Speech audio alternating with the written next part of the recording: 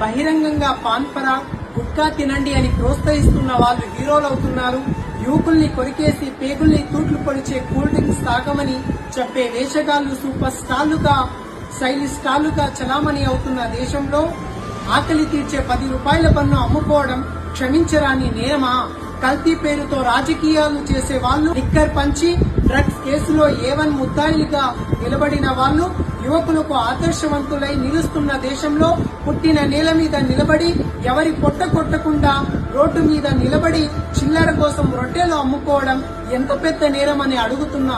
పూసులు అమ్ముకునే ఒక అమ్మాయి హీరోయిన్ ని చేసినంత ఈజీ కాదు కదా.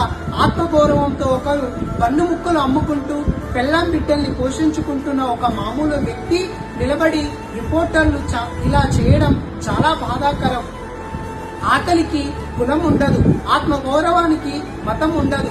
కష్టపడి పనిచేసే కుటుంబాన్ని పోషించుకునే ప్రతి ఒక్కరిని కూడా గౌరవించాల్సిన బాధ్యత ప్రతి ఒక్కరిపైన కూడా ఉంటుందని నేను తెలియజేసుకుంటున్నా. ఒక కోవబ్బను అమ్ముకునే ఒక పేద చిరు వ్యాపారి జీవితాన్ని ఇలా రోడ్డుపైకి లాగడం చాలా దారుణం. లైక్ల కోసం కొందరు ఇలాంటి పనులు చేస్తున్నారు. వీలైతే పేదవారి పక్షాన నిలబడాలి, కానీ ఇలా గొంతు నొక్కడం సరైన కాదు అని నేను తెలియజేసుకుంటూ జై హింద్.